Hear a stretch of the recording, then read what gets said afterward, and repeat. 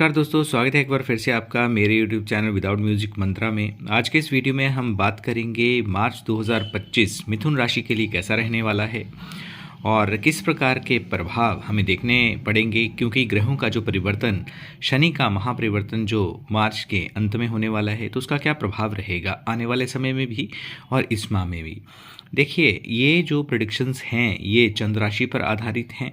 आज के इस वीडियो में होपफुली आपने थंबनेल भी देख लिया होगा। बात करेंगे पूर्णतः वैवाहिक जीवन के बारे में, आपकी लव लाइफ कैसी रहने वाली है। यदि आप स्टूडेंट हैं तो शिक्षा के क्षेत्र में क्या सफलता आपको मिलेगी, आने वाले समय में आपको क्या व्यापार में या नौकरी में, धंधे में, आपके जो बिजनेस जो भी आप करते हैं उसमें क्या तरक्की आपको मिल सकती है, इसके विषय में भी बात करेंगे। और आपकी हेल्थ के विषय में, यानी कि पूरा का पूरा जो आपका एक क्वेरी रहती है, एक जिज्ञासा रहती है जानने की, उनके बारे में बात करेंगे। सबसे पहले बात करते हैं ग्रहों की स्थिति के विषय में।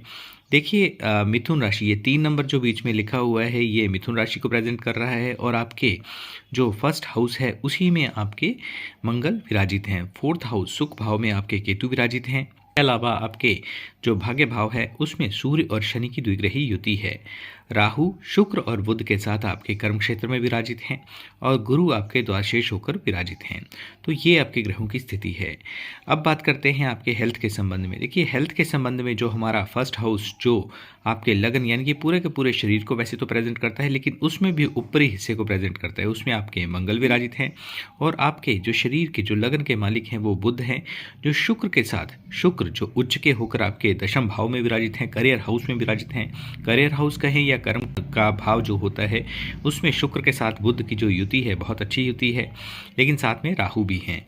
तो वर्क से रिलेटेड, कार्य क्षेत्र से संबंधित किसी प्रकार की कोई ट्रैवल आपको करना पड़ सकता है, क्योंकि गुरु भी आपके जो हैं वो द्वादशेष होकर विराजित हैं।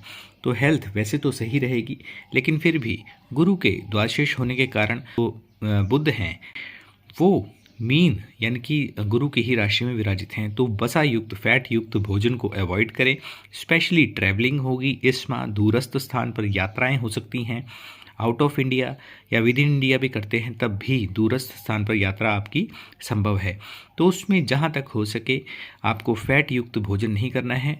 अदरवाइज़ जो हेल्थ का यदि कहा जाए तो कोई ऐसी गंभीर संभावना नहीं है, लेकिन फिर भी जो एक होता है कि वसा युक्त भोजन, उसका आपको त्याग करना है।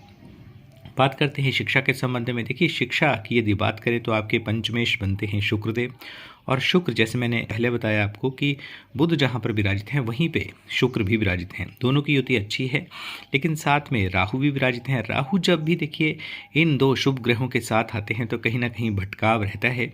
जो भी आप शिक्षा ग्रहण कर रहे हैं वो आपके कर्म क्षेत्र से संबंधित है, यानी कि ये जो कुछ एक पार्शियल समय जो एक व्यवधान उत्पन्न करने का है ड्यू टू राहु, तो उसके कारण आपका मन में एक भटकाव या किसी की बातों में आकर अपनी फील्ड को चेंज करना, उस प्रकार का विचार हो सकता है। अदरवाइज आपको शिक्षा के संबंध में किसी प्रकार की कोई दिक्कत नहीं है। दूसरे की बातों में आकर किसी प्रकार का कोई निर्णय जल्दबाजी में ना लें।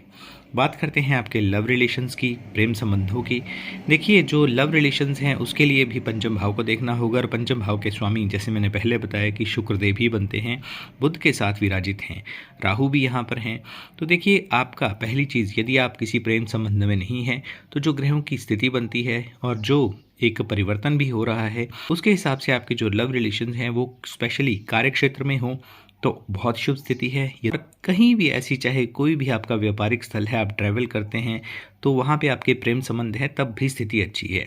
दोनों की एक बॉन्डिंग या जो भी आपके जिनके साथ आप रिलेशन में हैं उनके साथ एक स्थिरता दिखी जाएगी, लेकिन कभी कभी चाहे अपनी तरफ से हो या सामने वाले व्यक्ति की तरफ से हो, डिज़ायर्स, एम्बिशंस बहुत ज़्यादा होंगी, जो एक्सपेक्ट किया होगा वैसी स्थिति नहीं होगी। ये स्थिति स्पेशली आपको मई के महीने तक रहेगी जब तक राहु यहाँ पर हैं, और ओवरऑल यदि कहा जाए तो स्थिति शुभ है। कोई ऐसा दोष पूर्णतः जो बहुत एक व्यवधान या यूं कहें कि रिलेशनशिप का एंड हो जाए, इस तरह की स्थिति नहीं बनती है। अब बात करते हैं आपके वैवाहिक जीवन की।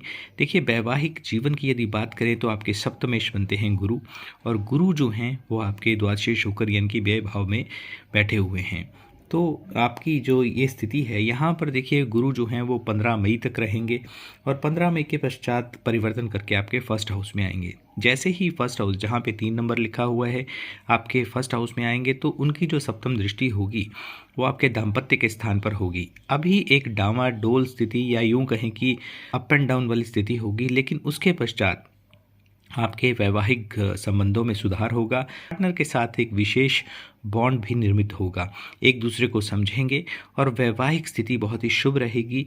जो व्यवधान, क्योंकि अभी की बात नहीं हो रही है, स्पेशली पिछले कुछ माह से आप ज़्यादा दुविधा में हैं, तो ये स्थिति गुरु के द्वादशेष होने के कारण, क्योंकि खर्चे भी हो रहे होंगे और अननेसेसरी ट्रैवल भी होना संभव है। सेकेंडली, आपके यदि आप पुरुष हैं तो महिला, यदि महिला हैं तो पुरुष, एक दूरी जरूर निर्मित हुई होगी किसी न किसी कारणवश, चाहे उन्हें अपने कार्य से या किसी बहानेवश दूर जाना पड़ा होगा या घर परिवार के कारण अपने घर से या अपने पार्टनर से दूरी बनी होगी।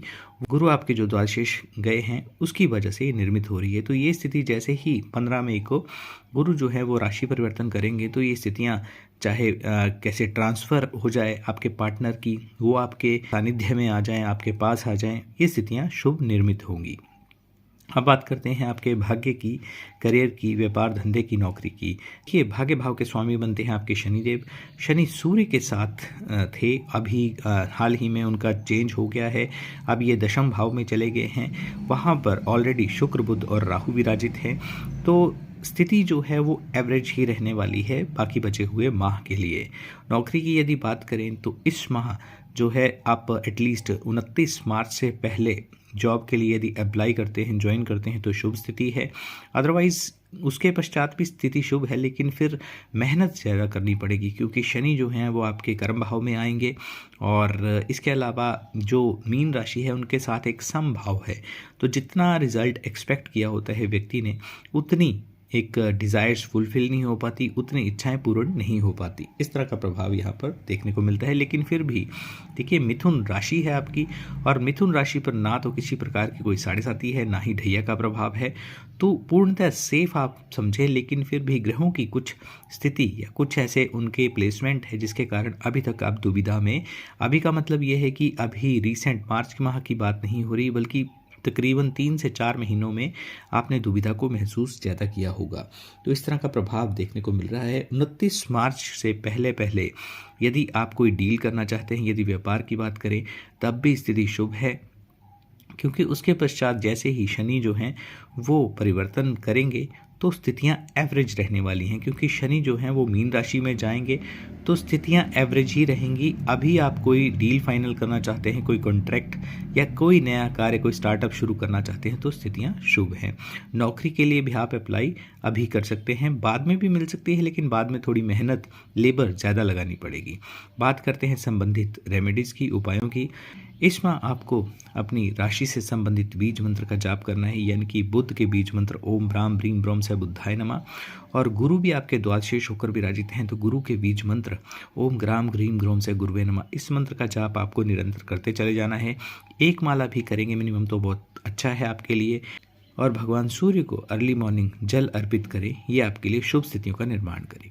तो दोस्तों, ये था आज का वीडियो। आई होप कि आपको वीडियो अच्छा लगा होगा। चैनल को सब्सक्राइब करें और वीडियो को फैमिली और फ्रेंड्स के साथ शेयर करना ना भूलें। धन्यवाद।